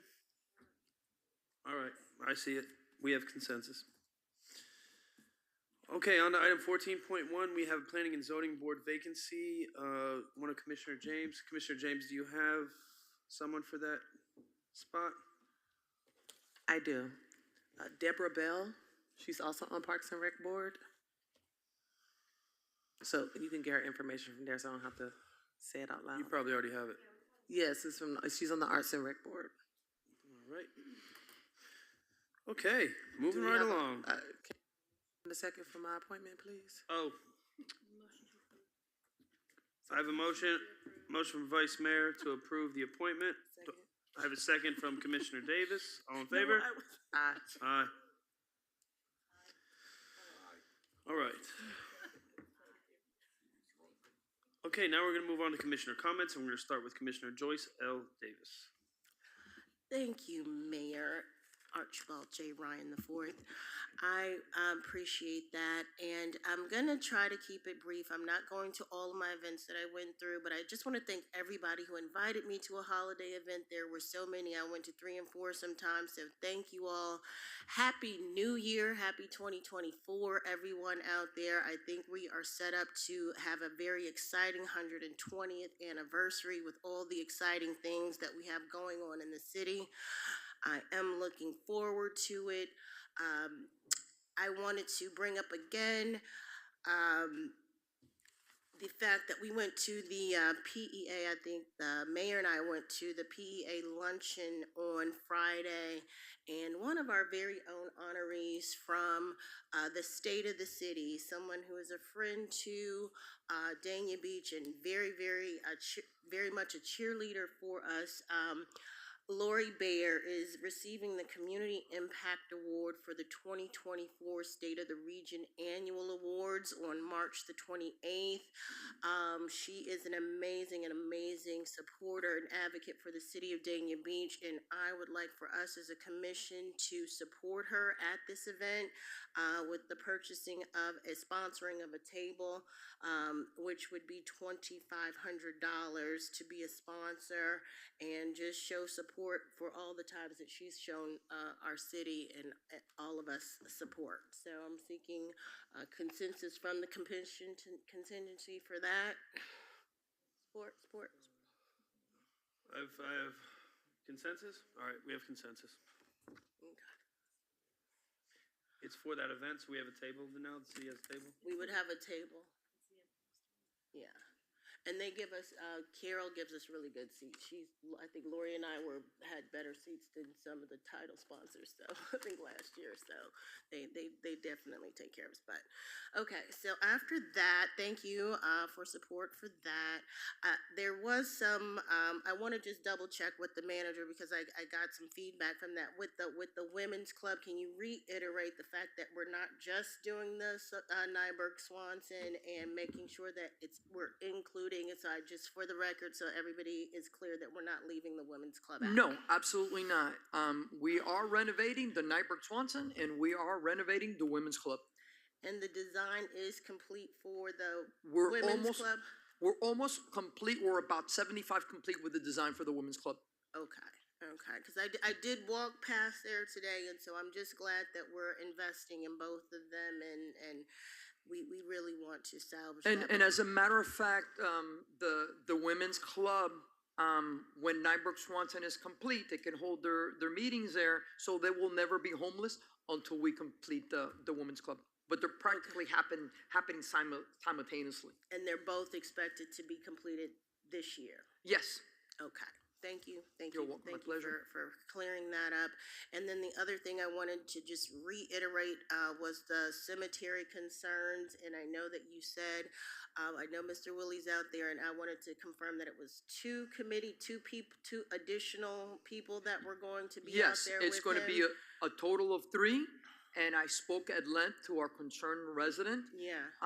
So yes, absolutely. As you know, Mr. Willie used to work here doing building maintenance, and now we outsource that. We have a crew, so now we're able to focus on the facilities, including the cemetery. Okay. And this is personal to me because I just, some of you know him, our port director, Jonathan Daniels, is retired. Oh, he's moving on. He's not retiring. He is moving on to the state of Maryland, and the mayor kind of gave me the heads up during our luncheon, and then we had a standing ovation for him. But I mean, for me, there's just very few people who inspire me at such a deep level to be a better speaker, leader, and just a better person. He was such a great example of having passion for your job, and we will miss him greatly. And we want to thank Jonathan Daniels, who helped bring Disney Cruise Line here along with the county, and wish him very well as he moves on to the state of Maryland. So with that, let me see. Oh, this is a little bit of a complaint, a little bit. I love Dania After Dark. I love the dinner that we're, invited to for MLK. I just wish that in some way, somehow, that we could, plan our things so that we wouldn't have to be one or the other, or choose one or the other. I think it's important for us to be able to attend both. It's the arts, Dania After Dark. I'm so excited about that. Everybody's asking about the glow in the dark. I can't wait to see it myself. But then to have to go and, well, not have to go. I want to go to another event that celebrates Martin Luther King, one of our greatest people in history. I really feel torn between doing that, and I think our speaking time is like 6:45 or something. So I just want to be mindful of, all these events are very important, and whenever you do an event, as I know, as most of you know, it takes a lot of work to put something together, and I like to be able to show up to all of them. So I just want to put that out there to see if we can, in the future, going forward, make sure that we can all be able to celebrate everyone's event. Thank you. All right, Commissioner James?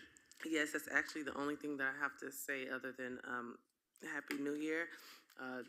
We've been doing the event for years on the same day, on the same weekend for Martin Luther King. So it would be great if city staff could maybe do Dania After Dark on the first weekend. I know sometimes the first Saturday may fall weirdly of the year because it's the first of the year.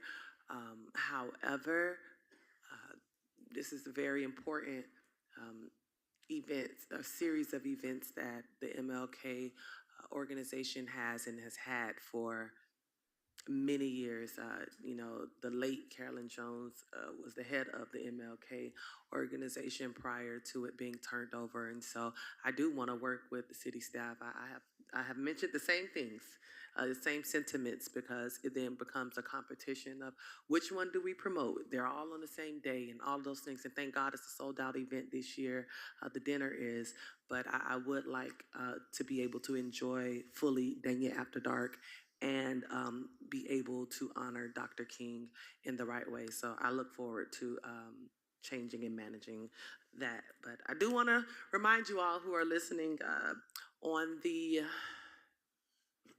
15th, so that is Monday, we will have our annual parade. It will start with a breakfast at 7:30 a.m., a free breakfast for the community at C.W. Thomas Park. The parade will happen at 9 o'clock, leaving and returning to C.W. Thomas Park.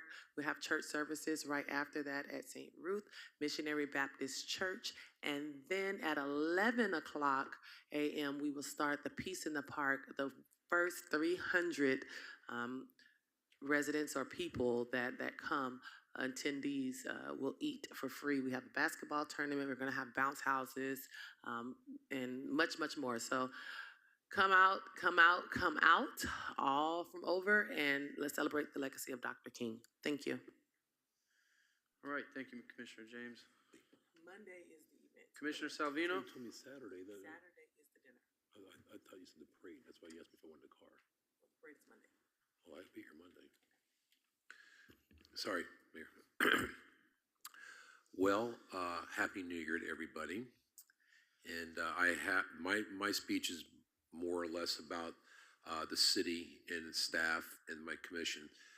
Last year, I felt very good about everything that we accomplished in our city last year, and that how well we worked together. And I have to tell you that it was stress-free, other than a couple of ordinance problems we had. But working with all of you, I just want to thank you for a great year that I had with you last year. Looking forward to spending this year with you, and hoping we have the same success. And I want to thank all the staff for all their hard work as well, because everybody out there is working very hard. So I just want to express my thanks to everybody, and have a happy New Year. And I hope it's the same happy New Year throughout the year. Thank you. Thank you, Commissioner Salvino. Happy New Year. You're welcome. All right. Vice Mayor Llewellyn? Oh, it's one of those nights.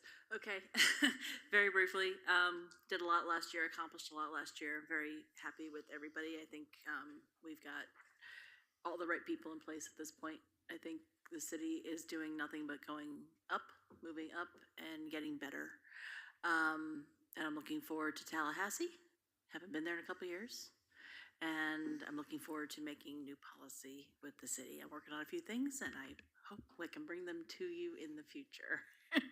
Thank you. That's it. All right, thank you, Vice Mayor. Okay, to start, over the weekend, I was able to attend our Holocaust Documentation Education Center. It's right here in Dania Beach, all right? This place is one of a kind. And there's an exhibition there that's going to be there for the next 2 or 3 months. It's called Violins of Hope. Okay, so this is a Israeli father and son duo, and they have found these violins that have been played by Holocaust survivors in the camps, before the camps, and after the camps. They found them buried in the snow.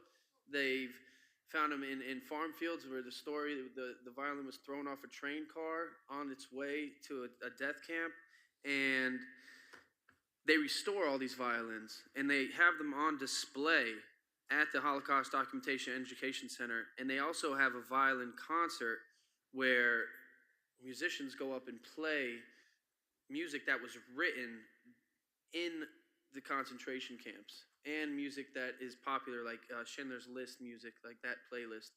And I have to tell you, it was extremely impactful, extremely emotional. It's here for the next 2 or 3 months. You know, the Documentation Center is really getting going on its feet now, and the city we need to promote that as much as we can. And I encourage our residents, please go check it out. You have to schedule an appointment to go in there, but it's pretty easy. And you know, if we could have like maybe staff go or something, just to schedule it, because it's touching, and this exhibit is here for the next 2 or 3 months. So I just want that to be known. Okay. Okay, today we also, me, Candido, and Dinser, we met with the South Florida South Florida Water Management District. We met with the higher ups there. Okay, so we had to go all the way up to West Palm. We had to wait politely, and we got there. We got an audience with them, and we sat down, and we discussed at length of how the South Florida Water Management District handles water coming from the west to the east. And we discussed how the tidal flow works. And we have an uphill battle, I must say. It's not easy. They have made some changes in the past year that has affected us directly. And not everybody really understands the situation that we have in Dania except ourselves. So we have to advocate for our city, especially when they come up with these new plans. And I tell you, I guarantee you, the county's biggest concern is the airport, because the airport was flooded for 2-3 days. Look at a map of the city of Dania. We surround the airport. So when they're going to talk about mitigating water, they're not going to talk about mitigating water in our streets. They're going to talk about mitigating water at our airport. And that could leave our neighborhoods vulnerable. So I just want everybody to know that we are on top of it. Starting, you know, we've been researching it. We've had our theories of how this happened in April, and we're like detectives solving a problem. That's what I discussed with Candido, and we've really come up with some good evidence. And as a staff, Candido and Dinser will share it, and me as a commissioner will share it with the commission. I'll share it with the public as best I can. It's complicated. It's hard to understand. It goes back all the way to 1950. When the South Florida Water Management District was created, and where they placed the pumps, how they tried to protect certain areas when it was farmland and they didn't want saltwater intrusion. It goes on and on. So just want to let you guys know that, well, we're on top of it. And, you know, thank you to the South Florida Water Management District for giving us an audience. But next we have to move on to the Army Corps of Engineers. Yeah. And yes, we have the MLK over the weekend, Dania After Dark also. Dania After Dark starts at 4, the MLK dinner starts at 6, so, you know, you could probably double dip. And 9 a.m., oh yeah, well, MLK sold out. So 9 a.m. on Monday, please, It's a holiday, okay? Kids aren't going to school. We start over on Northwest First Ave, right? And then we head out to US 1, and we head south to Dayton Beach Boulevard and head back west again. So bring your kids out, line the streets. You know, let's have a bit of a celebration, because last year we didn't have so many, but you know, it was still a very enthusiastic parade. So I just want to touch on that. For a point of business, I do need to bring this up with the commission. We have approved before of our contingency funds for advertising in the Dania Press. And I'm okay when we advertise, when we use taxpayer money to advertise us as a commission, but when it comes to advertising an individual on the commission, I feel like taxpayer money should not be used towards that. You know, I have no problem what we use for our own money. So I would like a consensus from the commission regarding how we advertise.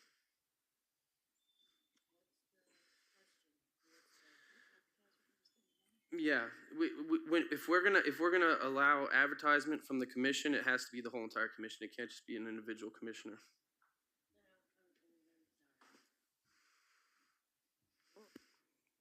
Commissioner Davis?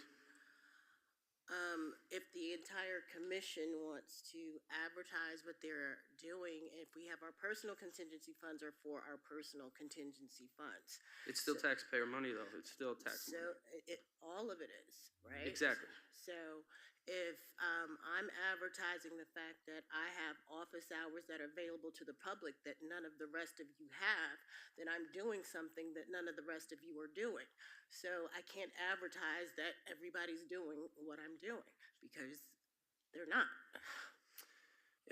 I'm not trying to single anybody out, but I'm just trying to focus on best practice and the image that we put out, and it's not a positive image, and that's why I'm suggesting, I'm looking for support from a consensus from the commission that we do not allow that type of advertising. Commissioner Salvino? Thank you, Mayor. You know, I think I'm getting the drift that there was an advertisement in the paper, I take it, that had an individual in it that was paid by the city itself, Paid by contingency, city's contingency, personal. either or, it's still taxpayer. Commissioner contingency. Okay, I was told, when I asked that question, and I was told, no, you can't do it. I called and asked that specific question a while back, and I said I would like to put an ad in the paper, in the Dania Press, and I'd like to, does the city pay for it? And I was told no. So if that's the case, then it should be no. I don't know how it should work, but I think before we, nothing against Commissioner Davis or against myself or anything, but I think if we're going to spend the contingency money, I think there should be some guidelines for us to go on, because I don't think it should be, the contingency was supposed to be put towards, I guess, what we want to use it for, but not, I didn't think towards ourselves. It's not ourselves, it's for the community to have access to know when they can come. If they have an idea, if they want to speak to a commissioner, if they have a problem, then we have office hours. And my thing is that you all have the opportunity, if you Well, that's not true, because I asked that question and I was told no. That's a different ballgame. All right, so what's the legal ruling on it? Yeah. So at the time when you asked, the policy of this commission and from the administration and the policy that was in place was that there were no advertisements allowed. You all took a vote on the commissioner's request, and it's not a legal issue in the sense of a ethics board saying, no, you can't do it. It was the policy at the time of the city commission. So you can override that and vote for it if you want to. Is it best practice? I'm not sure that it is, but you can do it. We did find out, I did come to you before and find out that I'm not saying it's illegal. No, I'm just want to put for the record that it is legal, and that I came to the city attorney prior to putting something like that out there, that it is legal. And I came to the commission and followed the protocol and got the approval. Now, all of a sudden, it's a problem. So, I follow the rules. The rules were followed. and it was approved, so all of a sudden, 6 months later, that you have a problem with it. If there was a problem, there should have been a problem then, but not now. So, that's where I have a problem because I followed the rules in order to make this happen and get the consensus. And the rules should apply to everybody. If all of you all want to have office hours, you should be able to promote your office hours and let the public know when you're available. But the fact is, we're not all available at the same time. So we can't all promote that we're available at the same time because we're not. Commissioner James? Yes, thank you. Was it a one-time ad or is it a recurring ad? It's a recurring ad. Okay, I have a suggestion. I'm trying to meet in the middle, everyone.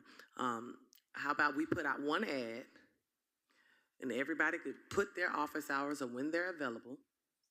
That way we're doing it as a commission and we do it one time. Our contact information is on the website. They have our email addresses or our phone numbers. And that way we're doing it as a unit and it doesn't look like one person's doing one ad here, one person's doing one ad there, or whatever it is. And we can show that unity and move on because I understand how it could look. Excuse me, from what I'm hearing, the optics of it, if you're having a recurrent ad, and if all of us are having recurrent ads, are we gonna have recurrent ads until our contingency funds run out, or the contingency funds are used for X, Y, and Z, or for projects or whatever it is? I'm just trying to meet in the middle. So if we want to do it together as a commission, prior, that's what any ads that we've placed in the paper have been like that picture over there, or it's been together. If we've wanted anything separate, we paid out our own money. You pay for your own, okay. So just to be consistent and I guess fair, that would be my suggestion.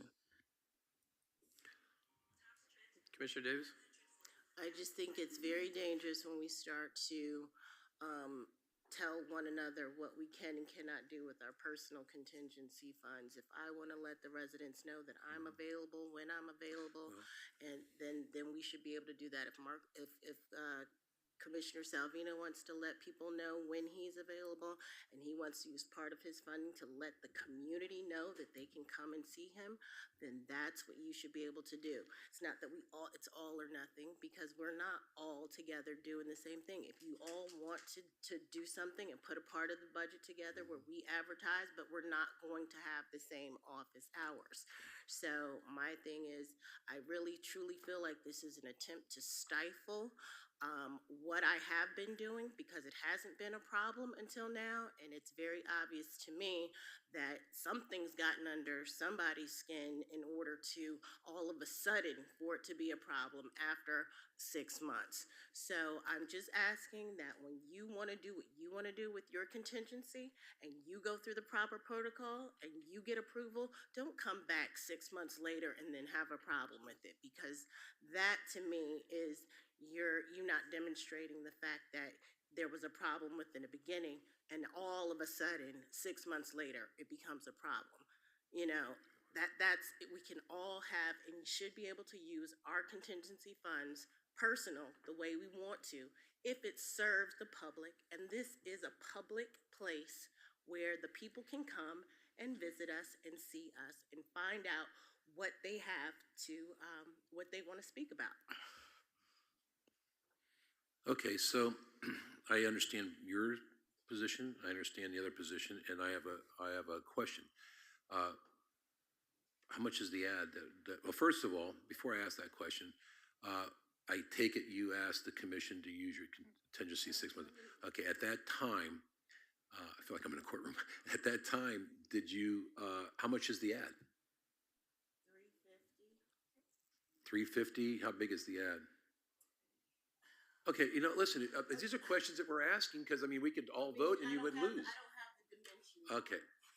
All right, well, the point I'm asking, so it's 350 times 12, that's $4,000 a year on an ad that you're taking out of your contingency fund. And And my point is that when we vote on whether we donate any money to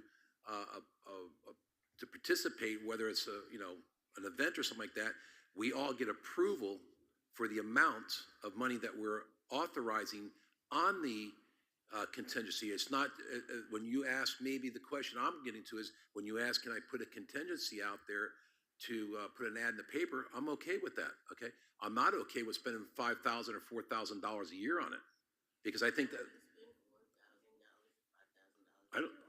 I don't.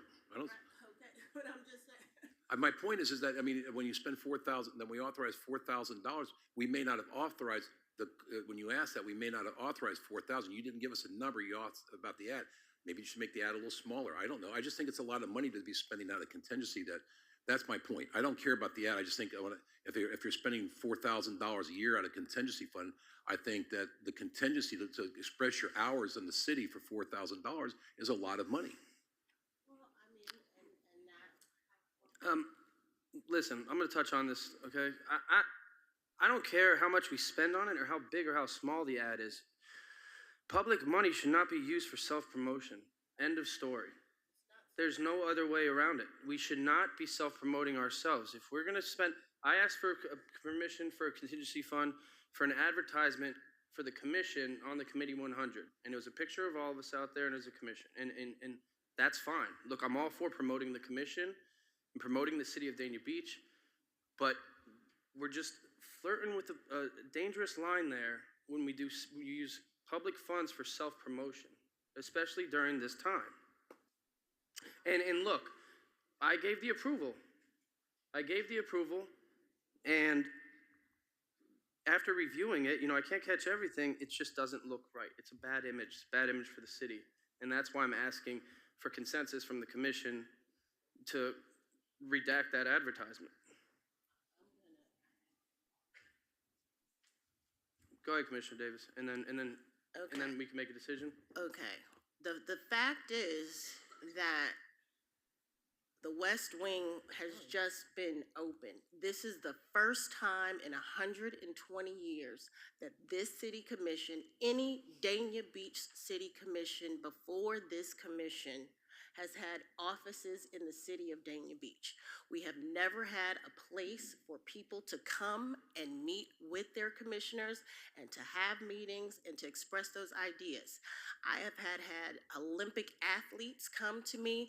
I've had a lot of people come to me and different people to say, I thank you for, I got your contact information. I want to come see you. I want to have a meeting with you.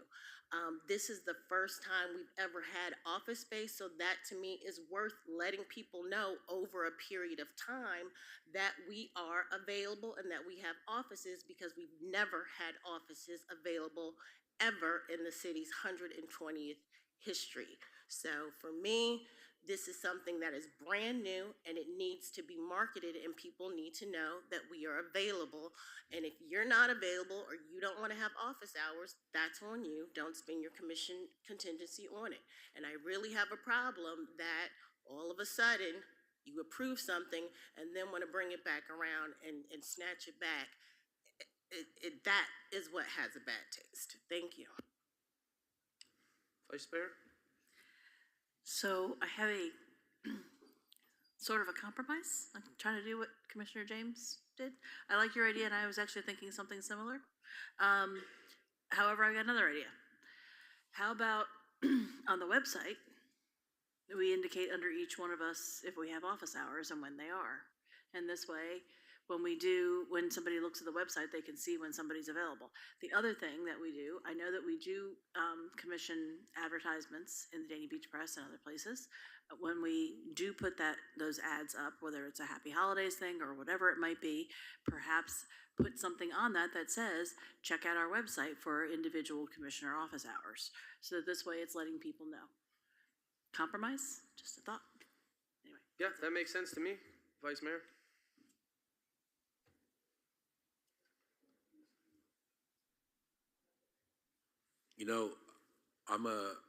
I got two sides on this, then this will be my last comment. The pro for Commissioner Davis is that we did vote for it, okay? The negative is, I think that we should have asked how much it was. That's my point. I know that's not the money issue with you. To me, it is a little bit because of the fact that I think it's just a lot of money that we could be using other than putting our picture in the paper and ours. I think if it was shrunk down a little bit, maybe compromised to, a $100 ad or $100 ad you can put an ad this big and get the same thing in there that you can this big for $350. That's my point, okay? And the contingency, I would have probably not approved, honestly, Commissioner Davis, I would probably not have approved $4,000 to put an ad in the paper to give you office hours. I'm not opposed to the fact that when we did offer it, and you asked for it, you got the vote.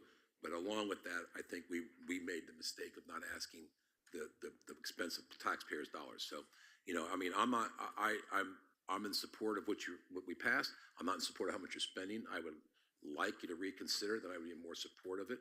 I think it's something that you're overspending on it, and if it comes back up for a vote again, I think that I would vote for you to have it. But I think there should be a limit on what it is because we always approve the spending amount of what we do in contingency. Okay, and I think that if you'd have brought, well, I think.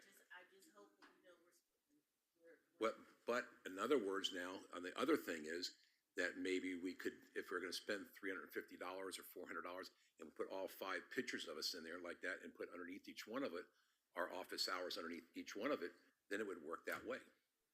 I mean, that way, at least it's a $500 ad, it's $100 a piece per person. If we want, that way out of the city contingency, at least we're all getting equal amount of recognition for the hours like you're doing, exposing it out there. I'm trying to give you what you want. I'm trying to save them a little dollar, and I'm trying to do what the mayor wants by giving us all our exposure out there. That's all I have to say. So whatever you got to go from there, you guys decide.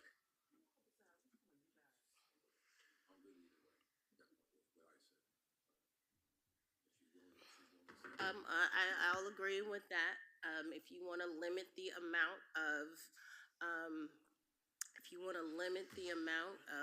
funds that go towards an ad, but the city, if you want to limit the amount of funds or say only this much all of a sudden should be spent towards ads from your personal contingency for that, then I'm willing to do that. You all have the opportunity to say when you're available.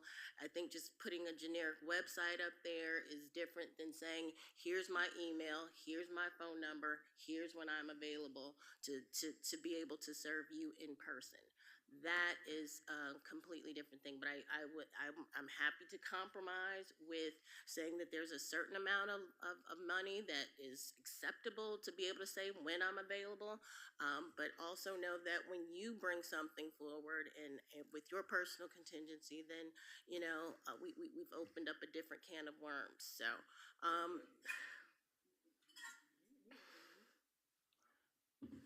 I mean, because when we approve something, you usually when we approve something, it's because we are leaders and we make decisions based on leadership, and then when we come back and double back on it, because, but. Please. Now you're throwing it back at us, but you didn't come up. I mean, I can get into this. I mean, now you're telling us that. We're coming back. Well, why didn't you come up and say it was going to cost $4,000? We approved it, but why didn't you throw it there saying, with your approval, I'm going to spend $4,000? Well, then, you complain on the board about how much things cost all the time, and you want this presented to you, and we want this presentation. You want to know about the arts board, but now it's okay because it's for you. I don't agree with that, Commissioner Davis. I'm sorry. That's not what I'm saying. Well, that's what it sure sounds like. What I'm saying. That's not what I'm saying. And I don't want to go down to a rabbit hole. Let's wrap up the conversation. Yeah. Okay, look. We're still on Mayor Ryan's commissioner comments. You guys all had your time. I'm asking for consensus to eliminate that ad. Do I have consensus from the commission to eliminate the ad? Call to a vote, please. Alora, call to a vote. Commissioner Davis? No. What? Okay. I have a motion from Vice Mayor I'll Llewellyn, make a motion. In and I have a support second from Commissioner James. Okay. The second was from Commissioner. Commissioner James. Commissioner Davis, To remove the ad, no. Commissioner James, I also would want to do what the vice mayor has said, so I don't want to just remove it and not have something that has everything else, so right. I want to amend can amend that, I it. don't want to I'll amend the motion to remove the ad and Post hours online. post hours online on the website, and then advertise that we have office hours online. All right, in a second, from second. Commissioner And if we James. have a ad for holidays, that we can Of include course, it in there. look, we So, should yes. always No, I advertise. just want to be We're clear a on the team, motion. you I don't know, wanna it's not a just- lot of I's and me's, it's us, and we're a team as a commission. So I love when we advertise, I love supporting the Dania Press. You know, we could all write an article for them, an individual article. They'll Let's go take back it. to the vote. Yeah, so please. They will. It's true. All right, Okay, so Commissioner So- James, Um, with the amendment. So reread the So question, the motion please. is to remove the ad, but to continue to add hours to the commission's website page for all of the commission. And when we do advertise in the community press, to add in the hour reference in all of those advertisements. I'll each vote for that. commissioners. Correct. Okay, yes. So you second the amendment. Okay, so Commissioner Davis? I'm gonna do the roll call again, because Okay, there's an wait, amendment. one So it's an second. amendment. Okay, go ahead.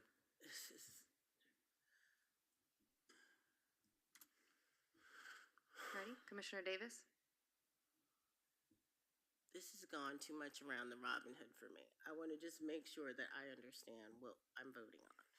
And I don't, because it's too much. To remove the ability for a commissioner to advertise office hours. Is that what we're saying? Using contingency funds. But the city can advertise for everyone with specific office hours. On the specific post that Eve mentioned, which was I didn't get the terminology for it. The community post. If the sponsor would like to clarify her motion. What I'm suggesting is that we have office hours on the website under each of us, for each of us. And if there is an advertisement that's going into the press for the commission as a whole, then we identify the fact that people can go to the website to find office hours for each individual commissioner. That's all. Put the office hours in there on the ad, just say, go to each individual, because that could get to be a long list. So just to send people, refer them to the website for office hours.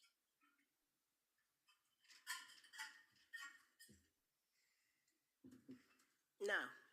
Okay. All right. We have a no from Commissioner Davis. Commissioner James? Yes. Commissioner Salvino? Yes. Vice Mayor Llewellyn? Yes. Mayor Ryan? Yes. Mayor, the motion carries. Okay, thank you. With that, good evening, everybody. Meeting adjourned.